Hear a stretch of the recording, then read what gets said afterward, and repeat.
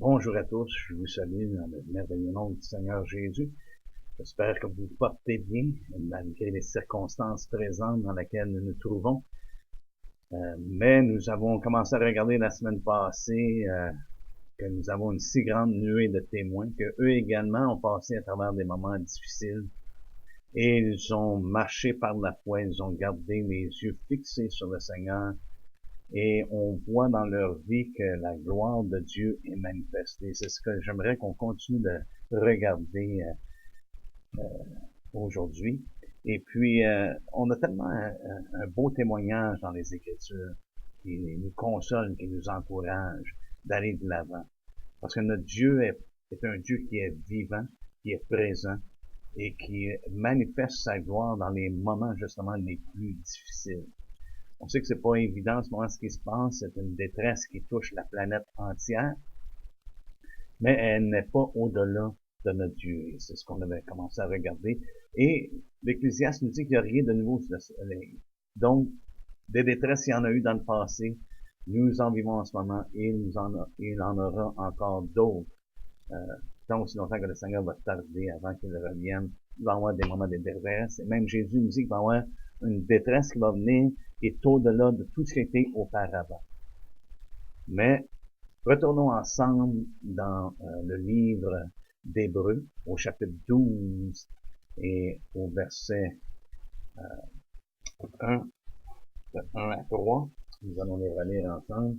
Nous donc aussi, puisque nous sommes environnés d'une si grande nuée de témoins, rejetons tout fardeau et le péché qui nous enveloppe si facilement, et courons avec persévérance dans la carrière qui nous est ouverte, ayant les regards sur Jésus qui suscite la foi et l'amène à la perfection, en échange de la joie qui lui était réservée.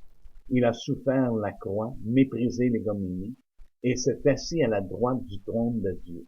Considérez en effet celui qui a supporté contre sa personne une telle opposition de la part des pécheurs, afin que vous ne vous lassiez point l'âme découragée. Amen. Merci le Seigneur qui nous donne justement cette consolation-là et qui nous donne également des exemples par lesquels nous puissions être encouragés, n'est-ce pas? Et on a vu la semaine passée que la liste qui nous est donnée au chapitre 11, c'est une liste qui est plutôt petite, comme on l'a vu justement au verset 32, n'est-ce pas, du chapitre 11, qui nous dit et que dirais-je encore, car le temps me manquerait pour parler. Et il donne une série de noms de personnes à laquelle il fait référence. Et on a regardé ensemble à propos de David, comment est-ce qu'il a vécu des temps de détresse, la famine. Il a vécu également à cause de son propre péché, un fléau qui a touché 70 000 personnes en 3 jours. C'est une épreuve qui était courte mais intense, n'est-ce pas? Et en ce moment, on est en train de vivre une épreuve qui nous semble qui va peut-être durer un bon bout de temps et que ça va toucher plusieurs personnes de différentes manières, mais qui va avoir un impact quand même dans le monde dans lequel nous sommes. Et plusieurs vont vivre des détresses plus ou moins intenses, ça va toucher de différentes façons. Mais ce que j'aimerais qu'on regarde aujourd'hui, que malgré qu'on se trouve dans un temps de détresse, il y a quand même d'autres détresses de tous les jours, des fois des choses qui viennent nous troubler. Même si en ce moment, nous sommes dans le confinement, nous sommes isolés, et puis c'est des moments d'incertitude. Il y a encore là, on vit des choses de d'autres manières. Et on voit dans la liste qu'il nous a donnée qu'il y a des gens qui vivaient des détresses, mais c'était pas des détresses nécessairement qui touchaient l'ensemble des gens, mais c'était des choses qu'ils vivaient personnellement dans leur vie de tous les jours. Ils vivaient des épreuves, ils vivaient des détresses. Il y en a, ça nous dit, même au chapitre 11, encore une fois, au verset 39, si on va voir, ça nous dit, tous ceux-là, à la fois desquels il a été rendu témoignage. Tous ceux-là, à la fois desquels il a été rendu témoignage. Il y a eu un témoignage de ces gens-là, malgré tout ce qu'ils vivaient. Le témoignage de leur foi en Dieu. Et avez-vous remarqué, lorsqu'on a la foi en Dieu, ça garantit pas que les gens autour de nous vont nécessairement apprécier ou nécessairement trouver qu'on est des gens super sympathiques ou des gens que le monde aime. Ça nous dit au contraire, dit eux dont le monde n'était pas digne. Et puis, on vit dans un monde souvent qui va rejeter ce qui est bien en faveur de ce qui est mal. Pourquoi? Parce que l'homme a remplacé le standard de Dieu par son propre standard. Et on voit dans la parole de Dieu que lorsque les hommes font ce qui est bien à leurs yeux, souvent, c'est parce qu'ils font mal. Ils font le mal d'eux-mêmes. Donc, on va être encouragé aujourd'hui par la parole de Dieu que malgré que nous sommes dans une détresse qui touche tout le monde, ça peut également nous toucher de différentes façons. Et il y a des détresses, des épreuves qui durent longtemps dans une vie. C'est pas nécessairement des détresses de 3 jours, des détresses d'une semaine, 2 semaines, 1 mois, 6 mois ou 3 ans. Des fois, c'est des choses qui perturbent pendant des années de temps, qu'on se trouve dans, on pourrait dire, dans l'affliction. Toutes ces personnes-là sont appelées à marcher par la foi. Est-ce qu'on voit leur témoignage? Le témoignage de la foi au verset 39. C'est ce qu'ils ont eu, un témoignage de la foi. Nous également, on doit marcher avec un témoignage de foi. Ces gens-là, même, ça nous dit que ils ont subi des conséquences qui les ont menés à être repoussés dans le monde présent. Si on regarde au verset 38, ça dit, eux dont le monde n'était pas digne, errant dans les déserts et les montagnes, dans les cavernes et dans les antres de la terre ou dans les trous de la terre. Il y en a leurs difficultés, ça les a emmenés à être congédiés de leur place et puis ils devaient d'aller d'un endroit à l'autre, fort probablement pour protéger leur propre vie. Donc il y a des détresses de tous les jours qui n'est pas nécessairement à l'échelle planétaire, mais il y a des détresses qui nous touchent. Et ça, c'est chacun de nous sans exception. Et même à travers la détresse qu'on vit présentement, vous vivez peut-être des choses à la maison, vous vivez peut-être des choses dans le quotidien de votre vie qui sont difficiles. Il y a peut-être même des choses que ça fait un bout de temps que vous portez, peut-être même non seulement des semaines, des mois, mais ça peut peut-être des années que vous vivez cette situation-là, cette détresse, cette épreuve-là. Et puis, on voit ici dans le texte qui nous est donné dans Hébreu qu'il y a des personnes qui ont vécu avec ces difficultés-là. Et on peut prendre par exemple Sarah au verset 11. Sarah au verset 11, ici ça nous dit, c'est par la foi, verset 11, c'est par la foi justement que Sarah elle-même, malgré son âge avancé, fut rendue capable d'avoir une postérité parce qu'elle crut à la fidélité de celui qui avait fait la promesse. Amen. Sarah a vécu des années avec une affliction. Même Élisabeth appelle ça une propre. Élisabeth, la mère de Jean-Baptiste, la femme de Zacharie, elle-même, elle a appris ça une propre. Une honte, le fait qu'elle avait été stérile. Et c'est en âge avancé qu'elle a finalement été enceinte et donné naissance à Jean-Baptiste. Mais ça a été des années dans cette détresse-là. Pour elle, c'était une détresse. Pour Sarah, c'était une détresse. Imaginez-vous Sarah dans sa vie quotidienne, l'affliction qu'elle avait, cette détresse-là, cette épreuve-là qu'elle était. Elle était la femme d'Abraham, n'est-ce pas? D'Abraham. Si on va voir ensemble, Abraham a reçu une vision, a reçu une parole de la part du Seigneur qu'elle allait être béni, qu'elle allait être le père d'une multitude. Et sa femme était stérile. Imaginez-vous le fardeau, imaginez-vous l'affliction, la détresse de vivre ça tous les jours. Et on sait que Sarah est devenue enceinte à l'âge de 90 ans. Fait que c'est une bonne portion de sa vie qu'elle était dans l'affliction, qu'elle était dans la détresse. En plus, connaissant que la promesse que Dieu avait faite à Abraham, l'alliance qu'il avait fait avec lui. Imaginez-vous le fardeau, cette affliction-là de cœur qu'elle devait avoir, qu'elle vivait de jour en jour en jour. qu'elle ne donnait pas une postérité à Abraham. C'est quand même, euh, ça devait être quand même assez difficile pour elle. On sait qu'Abraham a eu cette promesse-là à l'âge de 75 ans. Ça veut dire que Sarah avait 65 ans. Mais tout de même, tout ce temps-là, Sarah, c'était une honte dans ce temps-là d'être stérile. C'était quelque chose qu'une femme portait comme étant vraiment une affliction dans sa vie. Et ça a duré longtemps. Et même, ça l'a pris plusieurs années. Et elle a eu un plan. Éventuellement, qu'est-ce qui arrive lorsqu'on est dans une affliction, dans une détresse? Des fois, on pense qu'on peut aider à Dieu, n'est-ce pas? Et on va tourner ensemble dans Genèse. Dans Genèse, et puis on va regarder. Donc, Genèse 16, au verset 1 à 3, nous disons, Saraï, femme d'Abraham, ne lui avait point donné d'enfant. Elle avait une servante égyptienne nommée Agar, et Saraï dit à Abraham, voici l'Éternel m'a rendu stérile. Voyez-vous l'affliction qu'elle voyait, qu'elle avait, qui pour elle venait de la part de l'Éternel. Viens, je te prie, va vers ma servante.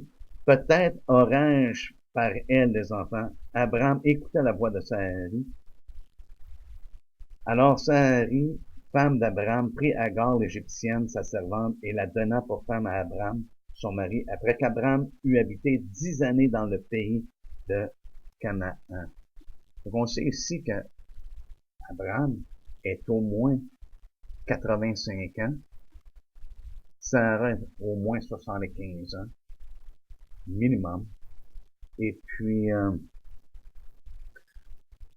tout ce temps-là, elle a cette affliction-là. Ils ont vécu des temps difficiles ensemble.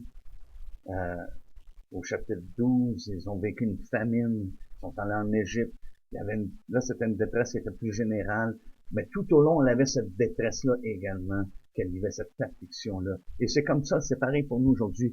Ça n'arrête pas parce qu'il y a une détresse qui est générale dans le monde en ce moment. On peut vivre, même à travers des grandes détresses, des afflictions, des choses, des épreuves dans nos vies qui viennent ajouter. Et ça me fait penser un petit peu également, n'est-ce pas, dans les Écritures, que Job également a eu des détresses qui se sont ajoutées une par-dessus l'autre. On verra ça juste un petit peu plus tard. Mais également Anne, on se souvient d'Anne qui a eu une détresse également qui la touchait pendant des années de temps, n'est-ce pas? Et c'était quelque chose qui était pas facile pour Anne. Si nous allons voir ensemble dans 1 Samuel 1, 1 Samuel 1, les versets 6 et 7.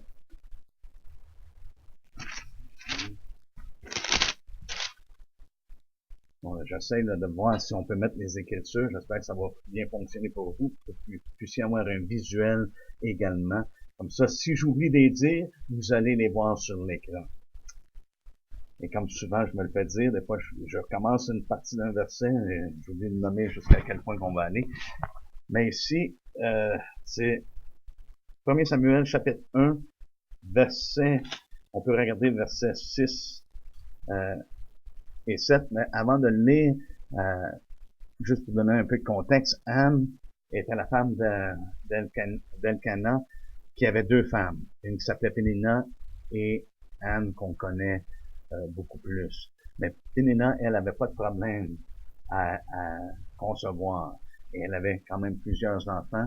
Et ça nous dit, juste pour qu'on puisse voir l'affliction, la détresse que Anne vivait. Regardez ensemble au verset 6. Ça nous dit, sa rivale, parlant de Anne, qui était Pénina, sa rivale lui prodiguait des mortifications pour la porter à s'hériter de ce que l'Éternel l'avait rendu stérile. Et toutes les années, il en était ainsi. Chaque fois qu'Anne montait à la maison de l'Éternel, Pénina la mortifiait de la même manière. Alors elle pleurait et ne mangeait point. Imaginez-vous d'être affligé à ce point-là. Et c'était pas quelque chose qui était d'une courte durée, c'était une affliction, une détresse qui était de longue durée. Comme vous et moi, parfois, pouvons vivre des épreuves, des choses qui qui demeure avec nous pendant des bons bouts de temps, même des années de temps. Mais c'est une nuée, frères et sœurs, de témoins qui ont passé à travers des moments difficiles, qui ont vécu de jour en jour des choses qui étaient hors de leur contrôle, des choses qu'ils n'aimaient pas eux-mêmes et qui les faisaient souffrir. Le terme qui est utilisé pour mortification, c'est que non seulement qu'elle l'irritait, mais elle l'amenait à un chagrin et elle l'amenait à la colère. Elle l'emmenait frustrée, autrement dit. Elle devenait frustrée par le fait qu'elle ne pouvait pas avoir d'enfant. Et elle était persécutée, qu'on pourrait dire. Elle était méprisée de la part de Pénina, qui lui apportait beaucoup de chagrin. Fait des choses de la vie de quotidienne, qu'on pourrait dire, qu'elle vivait, c'était pour elle des détresses. Comme nous, pareillement, à travers la détresse présente, on peut continuer de vivre des temps de détresse dans nos vies de d'autres parts. Ça change pas notre vie au quotidien, n'est-ce pas? Oui, ça l'a affecté dans le sens que maintenant on est restreint. Il y a des restrictions, il y a des interdictions et on doit faire attention. Mais dans notre vie de tous les jours également, les choses qui nous affligeaient avant nous affligent encore et ils vont peut-être nous affliger pendant des bons bouts de temps parce que Dieu travaille même à travers ces choses-là. Parce que son but, c'est de nous former. Son but, c'est de nous rendre comme son Fils. Donc, on doit compter ces choses-là selon Jacques comme étant une source, un sujet de joie, n'est-ce pas? Un sujet de joie complète.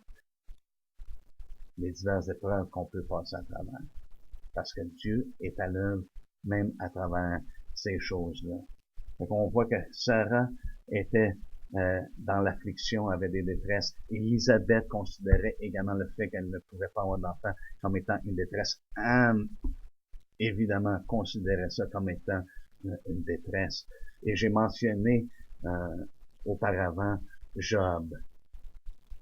Tournons ensemble dans Job, justement, 6.2. On sait que Job a vécu des moments extrêmes, des moments de calamité, des moments de difficulté, comme probablement aucun autre homme sur la terre, tout en même temps. Et ça, ce n'est pas parce qu'il était un homme impie, ce n'est pas parce qu'il avait négligé Dieu ou quoi que ce soit, c'était rien de sa marche. C'est simplement que Dieu, même, il plaisait à Dieu. Il était agréable à Dieu, et c'est à cause de ces choses-là qu'il a été mis à l'épreuve. Jésus, on a vu l'exemple de Jésus dans le désert, c'est pas parce qu'il plaisait pas à Dieu, c'est pas parce que il avait fait quoi que ce soit, plutôt c'est il était rempli de l'Esprit et il est allé dans le désert. Il a été poussé par l'Esprit dans le désert, il a été mis à l'épreuve. Dieu met à l'épreuve ses enfants, il met à l'épreuve ceux qu'il aime. Et des fois, ces choses-là durent plus longtemps. Mais regardez comment est-ce que Jean a perçu ces afflictions-là, cette détresse-là, et comment ça venait vraiment peser sur son cœur. Au chapitre 6 de Jean, au verset 2, ça dit « Oh, s'il était possible de peser ma douleur, et si toutes mes calamités étaient sur la balance. S'il était possible de peser la douleur. Avez-vous déjà ressenti des fois votre douleur était tellement grande que ça débordait et il n'y avait pas moyen de communiquer ou d'exprimer à quel point vous vous sentiez en dedans? Je pense qu'on a tous vécu des moments de même. Il n'y a pas de mots pour décrire. Et c'est exactement ici ce que Job nous dit, et c'est ce qu'on ressent. S'il était possible de peser ma douleur, et si toutes mes calamités étaient sur la balance, imaginez-vous, verset 3, ça nous dit, elle serait plus pesante que le sable de la mer. Voilà pourquoi mes paroles vont jusqu'à la folie. Lorsqu'on est dans des temps comme ça, frères et sœurs, c'est vrai que parfois, on peut dire des choses qui sont mal placées, ou des choses qui sortent de notre bouche qu'on regrette plus tard. Mais on voit que la douleur peut nous porter de ces choses. La détresse peut nous porter à faire des choses qui sont contre nature dans nos vies, ou contre notre caractère. Mais lorsqu'on agit comme ça, on sait là où il faut se tourner. Mais c'est juste pour qu'on puisse avoir une idée qu'il y a des gens qui ont vécu des choses dans la vie qui sont extrêmement difficiles, des afflictions, des épreuves, des détresses, et à laquelle vous et moi, on peut s'identifier avec et dire, OK, ces personnes-là ont passé à travers. Leur foi a témoigné de leur confiance en Dieu et que Dieu les a soutenus et les a vus passer à travers ces choses-là avec succès, en étant fortifiés par lui, encouragés par le Seigneur et par sa parole. Et nous avons justement cette parole-là à laquelle on doit se tourner. Parce que c'est comme ça que l'Esprit parle, justement. Il nous parle à travers sa parole pour nous encourager, pour nous consoler, pour nous réconforter. Et puis, on ne doit pas passer à côté de ça. On ne doit pas se tourner et s'apitoyer sur nous-mêmes, mais plutôt de faire comme David fait référence dans le psaume 57 au verset 2. Dans le psaume 57 au verset 2, David dit, « Je cherche un refuge à l'ombre de tes ailes jusqu'à ce que les calamités soient passées. » Remarquez ce qu'il dit, « Jusqu'à ce que les calamités soient passées. » C'est pas jusqu'à la calamité, mais les calamités. Et c'est la même chose avec Job, il dit, « Si toutes mes calamités étaient pesées. » Job avait perdu tout perdu. Il avait perdu ses biens matériels, il avait perdu sa famille, et même sa femme l'avait comme abandonné également. Donc, il y a des choses dans la vie, des fois qu'on comprend pas, qui sont extrêmement difficiles à vivre, mais pour nous, c'est de prendre courage à travers l'encouragement, justement, de sa parole, de la parole de Dieu qui nous donne des témoins afin qu'on puisse voir que Dieu est fidèle. Que Dieu est fidèle à travers toutes nos difficultés. Même si pour le moment, lorsqu'on les vit, c'est des douleurs qui sont intenses. Et peut-être, en ce moment, vous vivez des moments difficiles, des moments intenses. Peut-être les autres alentours de vous ne sont pas vraiment au courant. Nous ne sommes pas au courant. Et, parfois, on n'est pas au courant. Parfois, on l'est, mais parfois, on ne l'est pas non plus. Mais il y a d'autres personnes qui ignorent peut-être ce que vous passez à travers. Mon but cet après-midi, c'est de vous encourager. C'est de vous encourager à garder les yeux sur le Seigneur Jésus. Étant encouragé par ce qu'on voit dans les Écritures, comment est-ce que Dieu était présent, comment est-ce que Dieu les a supportés, comment est-ce que Dieu les a aidés à passer à travers leurs difficultés. Dans Hébreux 12, justement, ça nous dit que nous avons une si grande nuée de témoins. Ce qui est intéressant, c'est ce que les Écritures, je me demande des fois, je me dis, OK, une nuée, pourquoi tu parles d'une si grande nuée? Une nuée, c'est au-dessus, ils sont déjà arrivés à leur destinée dans la présence de Dieu. Une nuée également, dans la parole de Dieu, nous parle de deux choses spécifiquement, de la présence de Dieu et de la gloire de Dieu. Si nous regardons ensemble dans 1er Roi au chapitre 8 et au verset 10 et 11, on se souvient que à la dédicace du temple, que la nuée est descendue, n'est-ce pas? Ça nous dit au verset 10, au moment où les sacrificateurs sortirent du lieu saint, la nuée remplit la maison de l'Éternel. Les sacrificateurs ne purent pas y rester pour faire le service à cause de la nuée, car la gloire de l'Éternel remplissait la maison de l'Éternel. Nous avons une si grande nuée de témoins. Et lorsque je médite là-dessus, je pense là-dessus, parce que ça nous révèle comment est-ce que Dieu est présent à travers nos détresses. Et c'est souvent à travers nos détresses que la gloire de Dieu est manifestée. On la voit dans la vie de ces gens-là, dans Hébreux 11, n'est-ce pas? dans cette nuée, dans cette si grande nuée de témoins, on voit la gloire de Dieu qui s'est manifestée dans les temps les plus difficiles de leur vie. Et savez-vous quoi? Dieu ne fait pas de favoritisme. Il manifeste sa gloire également dans nos vies, au milieu et à travers les afflictions, à travers les difficultés qu'on peut vivre. Et en ce moment, je crois, même à travers ce coronavirus-là, que Dieu est présent. Il veut manifester sa présence et sa gloire. Et je demande au Seigneur qu'on soit comme Paul qui dit que marcher non pas simplement en parole, mais dans une démonstration de l'esprit et de vérité. Et c'est ce que nos vies doivent refléter, même au sein des plus grandes difficultés. Donc, ensemble, prenons courage. Prenons courage avec l'encouragement que la parole de Dieu nous donne. Prenons courage à travers le témoignage de ces personnes-là, les témoignages dont la foi témoigne, n'est-ce pas? C'est ce qu'on a vu en Hébreux 11, au verset 39. Tous ceux-là à la foi desquels il a été rendu témoignage. Même s'ils n'ont pas obtenu ce qui avait été promis, ils ont demeuré fidèles. Frères et sœurs, on ne sert pas le Seigneur, on n'obéit pas au Seigneur, on s'abandonne pas au Seigneur parce qu'il va faire ce qu'on pense qu'il devrait faire.